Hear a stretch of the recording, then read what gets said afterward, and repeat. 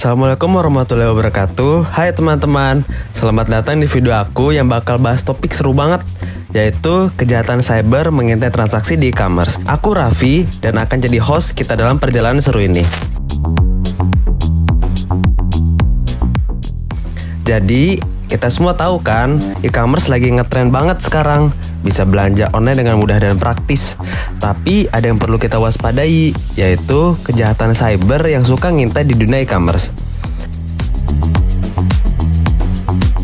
Nah, kejahatan cyber di e-commerce itu nggak main-main. Bisa bikin kerugian finansial yang gede banget buat para konsumen.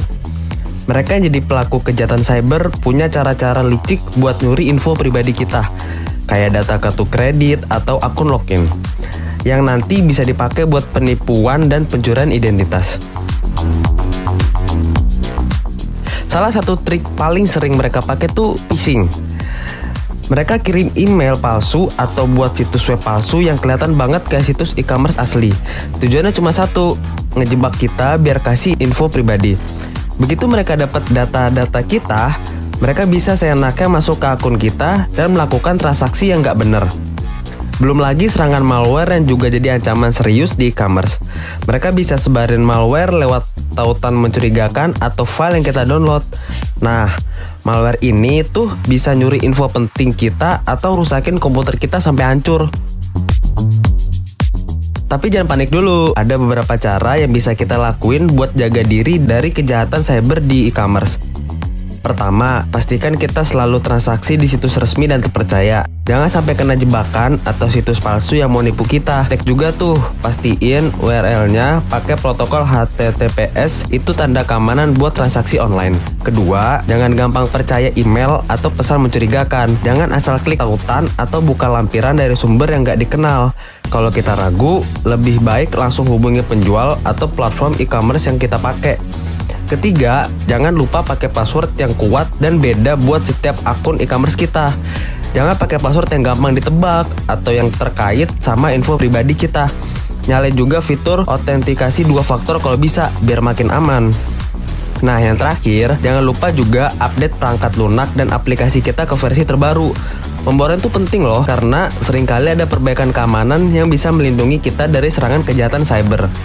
Nah, dengan cara-cara ini nih, kita bisa jadi lebih aware dan aman dalam bertransaksi di e-commerce. Jaga info pribadi kita, belanja dengan hati-hati, dan waspada terhadap tanda-tanda kejahatan cyber. Kita bisa lindungi diri kita dan nikmati pengalaman belanja online yang aman dan seru. Terima kasih. Nah, teman-teman, gimana nih? Udah pada paham belum dari video sebelumnya? Kalau masih ada yang belum paham, tenang aja. Di sini aku bakal presentasiin lagi lebih rinci tentang kejahatan cyber yang mengintai di dunia e-commerce. Jadi, perhatiin tentang sesama ya. Baik, teman-teman, di sini ada 7 pembahasan. Yang pertama adalah latar belakang, dan yang kedua ada definisi kejahatan cyber, lalu ketiga definisi e-commerce, yang keempat jenis-jenis kejahatan cyber di e-commerce, yang kelima peran sistem informasi manajemen dalam e-commerce, yang keenam dampak kejahatan cyber pada transaksi di e-commerce, dan peran sistem manajemen dalam mengatasi kejahatan cyber di e-commerce. Lalu di sini saya mengambil latar belakang itu ada 7. Yang pertama nih, kejahatan cyber melibatkan penggunaan perangkat elektronik dan koneksi internet untuk melakukan tindakan kriminal. Dan yang kedua, jenis-jenis kejahatan cyber meliputi penipuan, pencurian identitas, pelanggaran privasi, dan serangan terhadap sistem informasi. Yang ketiga, definisi kejahatan cyber oleh para ahli mencakup penggunaan komputer atau jaringan sebagai alat, sasaran, atau tempat kejadian. Dan yang keempat, contoh kejahatan cyber termasuk hacking, pencurian data elektronik, penipuan online, dan serangan terhadap infrastruktur komputer. Dan yang kelima, kejahatan cyber dapat merugikan individu, perusahaan, dan masyarakat secara luas. Dan yang keenam, kejahatan cyber juga mencakup tindakan penipuan dan pemalsuan di dunia maya. Dan yang terakhir, tujuan kejahatan cyber adalah merusak atau meretas sistem dengan dampak negatif pada korbannya. Lalu di sini untuk materi selanjutnya ada definisi kejahatan cyber. Kejahatan cyber adalah tindakan kriminal yang menggunakan perangkat elektronik dan koneksi internet. Kejahatan cyber melibatkan komputer dan jaringan dan mungkin digunakan untuk melakukan kejahatan atau menjadi target kejahatan. Kejahatan cyber dapat mencakup penipuan, pencurian identitas, pelanggaran privasi, dan serangan terhadap sistem informasi korban yang merugikan individu, perusahaan, dan masyarakat secara luas. Jadi, kejahatan cyber itu tindakan kejahatan yang dilakukan oleh individu atau kelompok untuk merusak atau meretas sebuah sistem yang berdampak negatif pada korbannya. Kejahatan cyber tidak terbatas dengan aksi hacking yang dilakukan, namun juga bisa jadi kejahatan penipuan dan pemalsuan yang dilakukan oleh dunia maya. Lalu di sini ada definisi e-commerce. Eh, E-commerce sendiri adalah suatu bentuk perdagangan yang dilakukan secara elektronik melalui internet, di mana konsumen dapat melakukan pembelian dan penjualan barang atau jasa secara online tanpa harus bertatap muka dengan penjual atau pembeli. Pengertian e-commerce juga melibatkan proses yang meliputi presentasi produk, pemilihan dan pembayaran, pengiriman atau penyediaan layanan, serta layanan pelanggan. E-commerce telah membawa perubahan besar dalam cara orang berbelanja dan melakukan bisnis. Dengan kemudahan akses internet dan perkembangan teknologi, e-commerce telah menjadi bagian integral dari kehidupan sehari-hari, baik bagi konsumen maupun pelaku bisnis.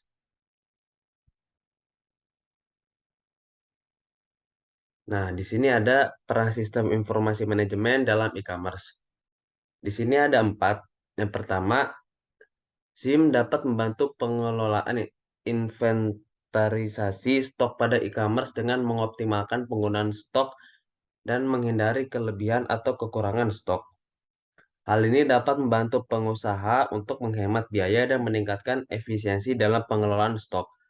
Lalu yang kedua, SIM dapat membantu pengelolaan pemesanan pada e-commerce dengan mengotomatisasi proses pemesanan dan pengiriman barang.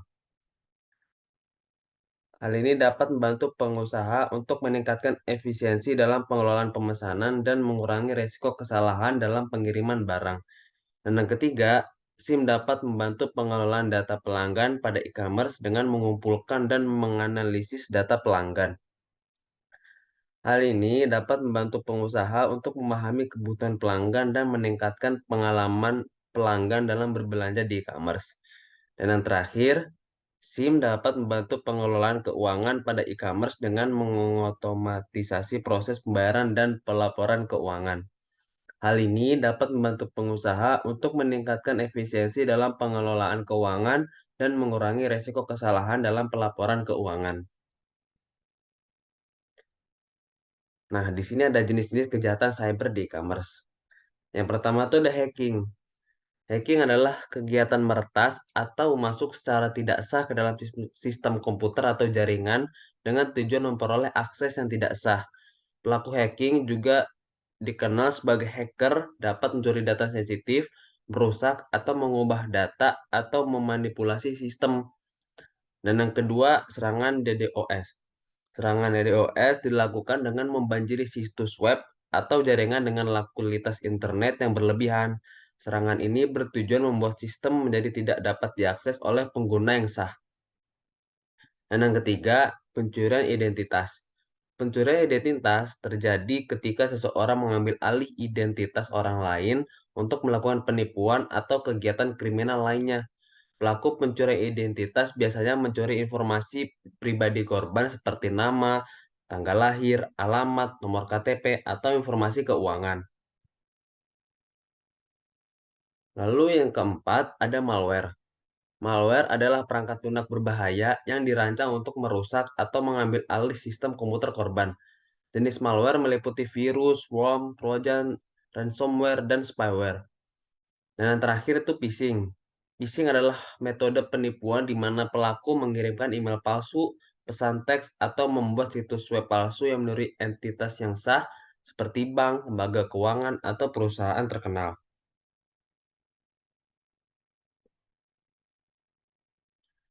Nah, di sini ada dampak kejahatan cyber pada transaksi di e-commerce. Yang pertama, itu di sini ada 4. Yang pertama, menurunkan kepercayaan pelanggan. Kejahatan cyber seperti serangan phishing dan penjahat identitas dapat menyebabkan penurunan kepercayaan pelanggan terhadap keamanan dan privasi dalam melakukan transaksi di e-commerce. Ketika pelanggan merasa khawatir akan kehilangan data pribadi atau menjadi korban penipuan, maka cenderung enggan untuk melakukan transaksi online. Penurunan kepercayaan ini dapat menghambat pertumbuhan bisnis e-commerce dan merugikan pengusaha. Dan yang kedua, merusak reputasi bisnis. Kejahatan cyber juga memiliki potensi untuk merusak reputasi bisnis di dunia digital. Misalnya, serangan cyberbullying yang ditujukan kepada suatu merek atau perusahaan dapat menyebabkan penurunan popularitas dan citra positif di mata konsumen. Melalui media sosial dan platform online, penyebaran informasi negatif atau serangan yang direncanakan dengan cermat dapat menciptakan persepsi buruk terhadap bisnis.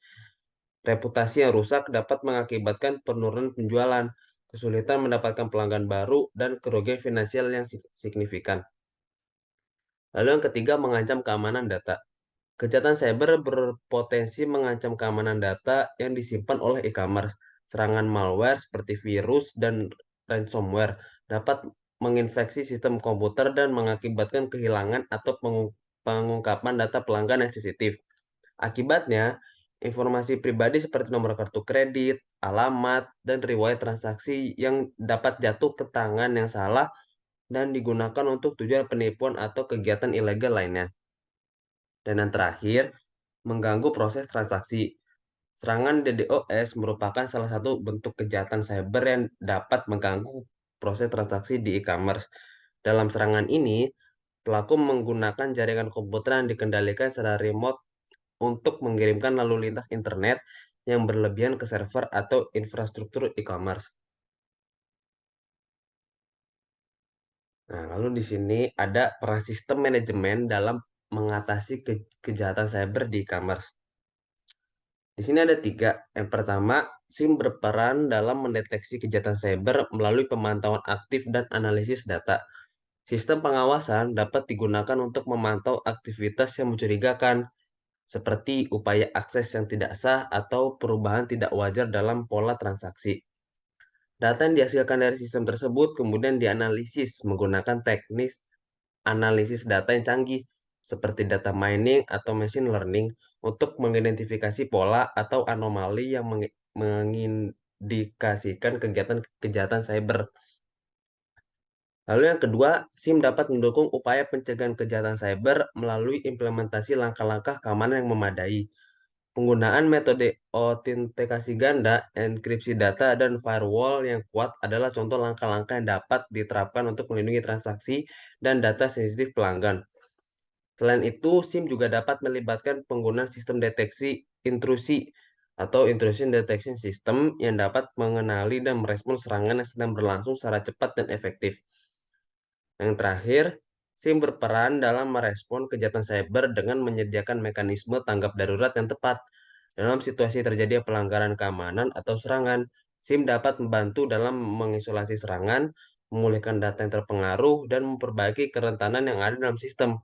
Selain itu, SIM juga dapat melacak jejak digital untuk menyediakan bukti untuk kegiatan penyelidikan dan penegakan hukum. Nah, jadi itu teman-teman, sekian presentasi dari saya. Wassalamualaikum warahmatullahi wabarakatuh.